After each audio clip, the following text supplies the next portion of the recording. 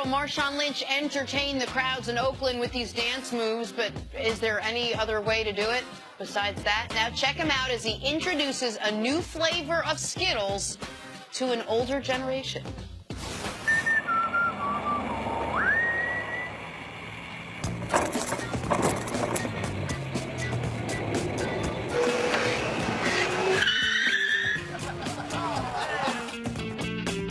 How you doing, young fella? Who in the hell you calling a young fella? Okay, so where's the heat? Oh, it's coming. Ooh. Yep, it's skipping. It's kicking now. You still have to go run yet, right? Run? Yeah, you go power walk and everything. Oh, I hope not. Y'all said y'all was over 55 and y'all acting like y'all 15. All right, come on, let's go. Y'all want to go? Come on then. All right. And it's called Sweet Heat.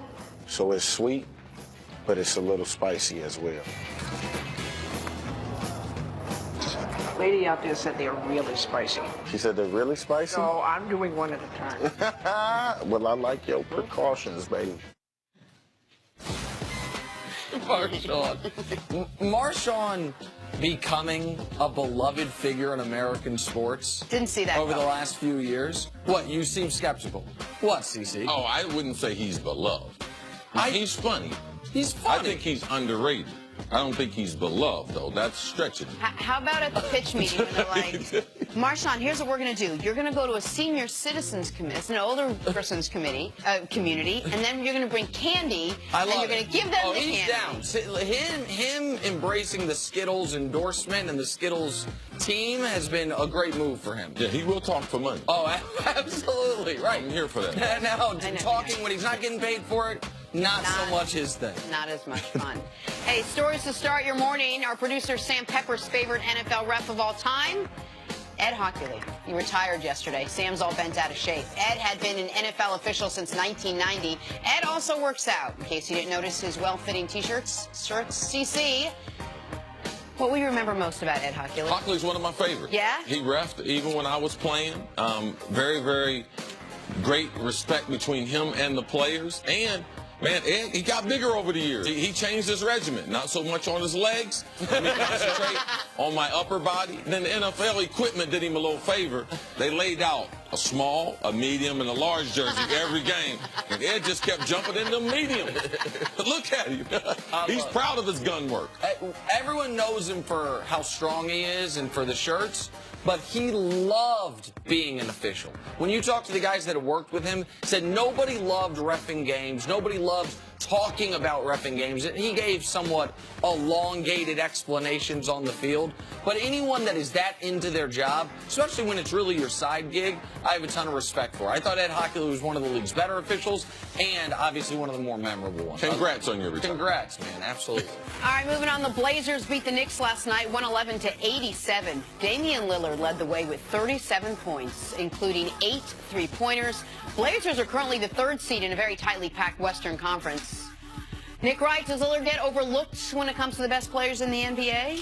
He has in the past. He finally made his first All-Star game recently, which is good for him, deserved by him or for him. He is, the more they win, though, the more relevant games they play, the less he will be overlooked. He hit a game winner to a walk-off shot to win a playoff series against the Rockets a few years ago, but people gave most of the credit to that series win to LaMarcus Aldridge. Now it's his team. He has them 3rd place in the Western Conference, and he has been on fire lately, so hopefully he starts to get more recognition as one of the best guards in the league. Yeah, it's hard to get that type of recognition when you look at the guards in the West. The reason why he doesn't get that type of attention, 3 out of the last 5 years, point guards from the West, that either being Russ or Steph, have been the MVP of the league. So how much attention can a guy get when in the Western Conference there's 2 or 3 guys better than them? He is outstanding, though, and should get more attention on his game. One of the best pure shooters, one of the best creators offensively that we see in the NBA. All right, sticking in the West, don't look now, but the Pelicans. Yes, that's the whole sentence. They defeated the Clippers behind a monster night out of Anthony Davis. 41 points, 13 rebounds. That despite leaving the game with a rib contusion. He did return, though, wipe brow. Pelicans have won 9 straight, all without Boogie Cousins in the lineup. CeCe, how impressed have you been with Anthony Davis? Man, very impressed. He's put together some strings of games throughout his career. Now, the only question is injury, because he's missed time. Boogie Cousins being out, they were playing at an all-time level together, a level that we hadn't seen. And for him to take that to another level with Boogie being gone, it speaks to his ability. This is the type, 3 years ago, this is what people will say. This guy could potentially, he will be one of the best players in the NBA. And that's what we've seen this year out of AD. And he's been unbelievable. He's got, I mentioned the Blazers are the 3rd seed. He's got the Pelicans, a team most people gave up for dead in the West once Boogie went down, to the 4th seed in the West. What was very interesting yesterday is after he has that rib contusion, right?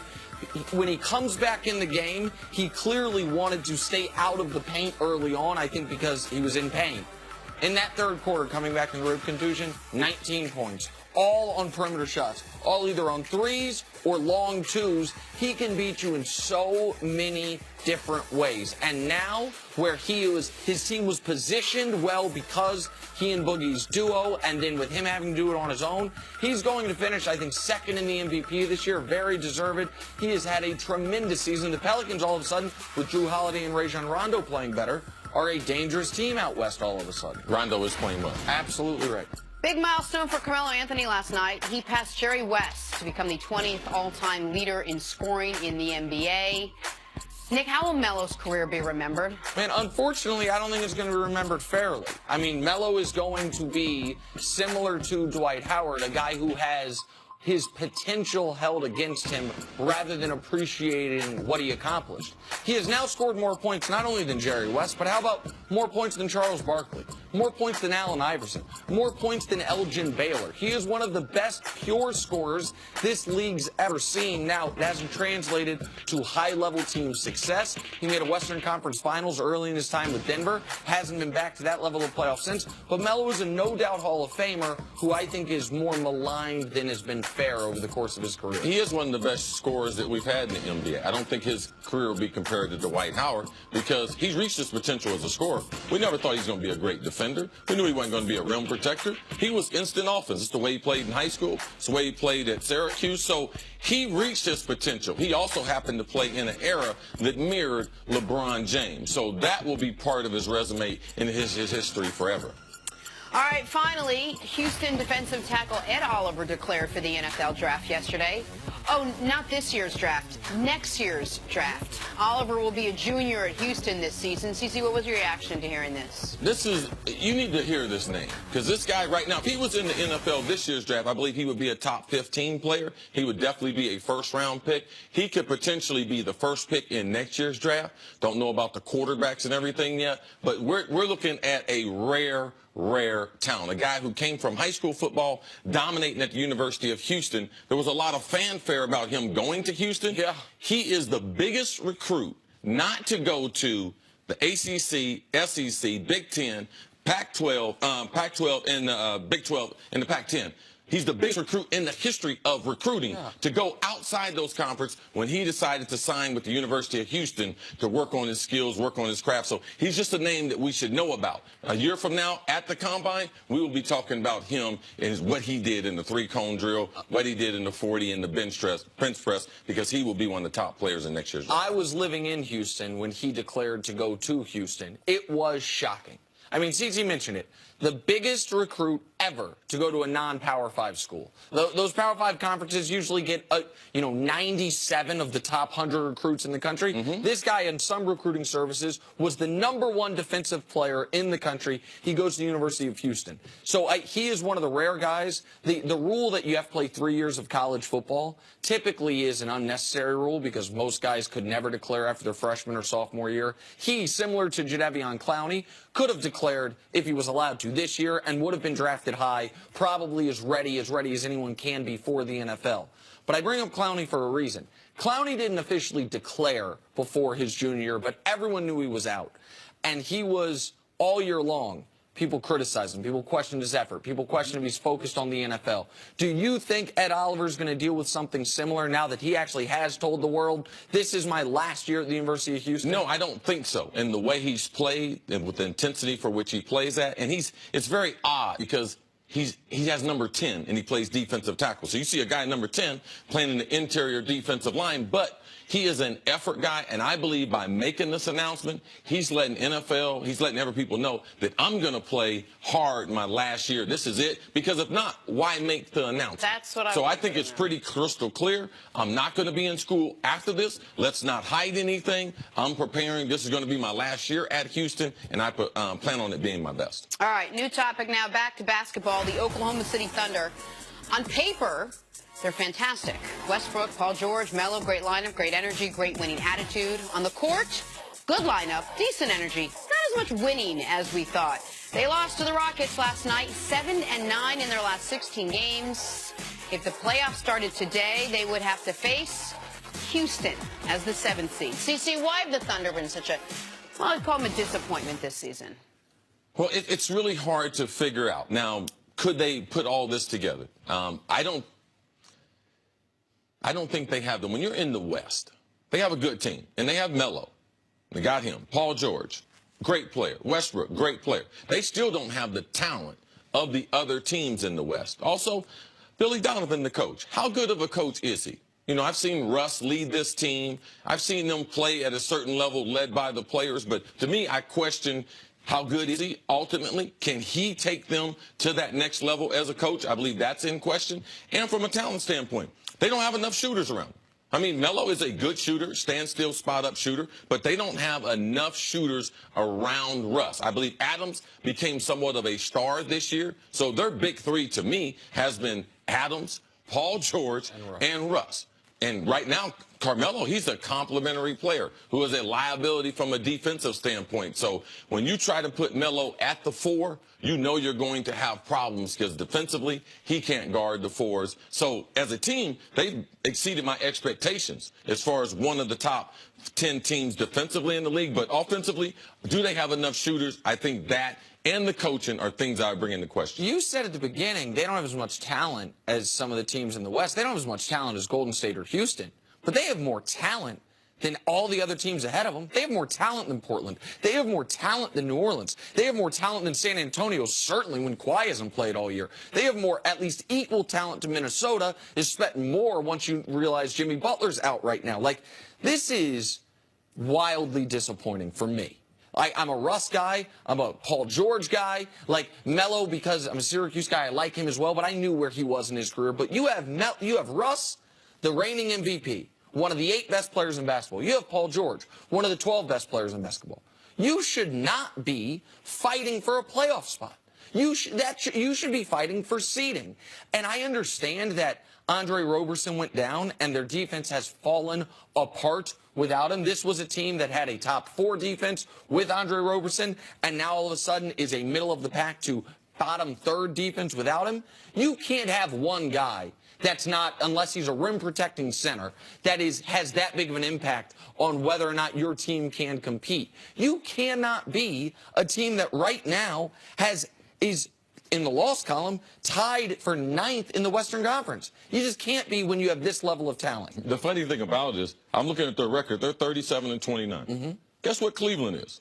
Yeah. 37-26. Yeah, but it's CC. I'm just saying, like if we're disappointed in OKC, Cleveland's right there in the same neighborhood. But OKC has had, for their top 4 players, health all year long. They have had, what? Go ahead. No, I'm just saying that when you look at things, like, I didn't think OKC was a championship team. So where do you think they are? They're probably going to be 4th or 5th in the Western Conference. How many games are they off of that?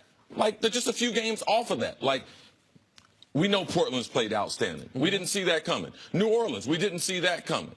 But when you look at their record, they're 37-29. Cleveland is 37-26. Okay, I mean, we can talk about Cleveland, but as far as OKC goes, they are on track to win the same number of games as last year. That is a wild disappointment when Steven Adams has got better, when they've had as good a health as any team in basketball. As the most disappointing team, I don't think they're. I think the Knicks are more disappointing. Like, I had higher expectations for the Knicks, and their star is hurt. So there's other teams I believe have had disappointing seasons. I don't believe OKC should be the focal point. Yes, we should be conversating about them, but there's there's other teams that have been disappointing just as well. Nick, when we first started, when the season first started, there were two teams that we worried about with chemistry issues. It was Houston with Harden and Chris Paul, and it was OKC with Melo, George, and Russ.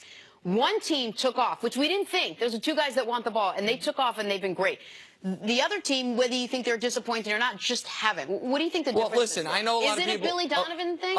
I think part of it's coaching. A lot of people are going to blame Russ, and at this point, I understand some of that. That Harden does seem easier to play with than Russ seems to play with. But Russ is going to play his game no matter what, to a degree, it would appear.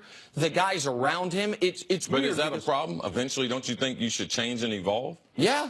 No, absolutely. So that is a problem. Yes, I'm not denying that. I don't understand what the disagreement here is. Well, going into the year, they got Russ more talent. Uh-huh. All right, now Russ, his game definitely didn't improve. Uh-huh. And how good is Russ going to make other players? Because he's played with some great players. So I believe that will be part of the question. With the coaching, with Russ ultimately as a superstar, how good can you be there with Russ? And I believe that's a question that Paul George is asking himself right now. which is why this team is so disappointing.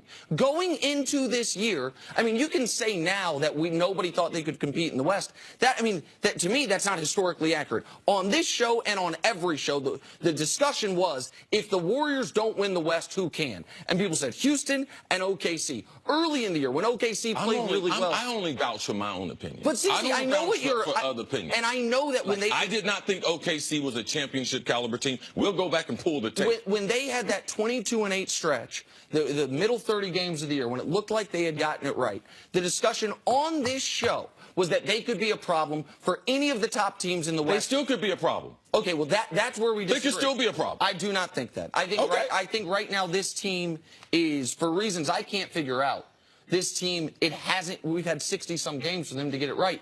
They haven't gotten it right. And you mentioned Paul George. Like, we thought Paul George, it was, okay, they make the Western Conference Finals, they have a good playoff run, you would have reason to stay. Right. I don't see if you're the 7 or the 8 seed, you don't have a reason to stay. These guys get to 50 games this year? 50 wins? No. I mean, I don't think so. I think they win high 40s like they did last year, which when you add Paul George is, you can't have the same record as you did last season. Not when you've had as good of health as they've had. All right, coming up, will teams shy away from Baker Mayfield? One coach thinks so. That's next on First Things First.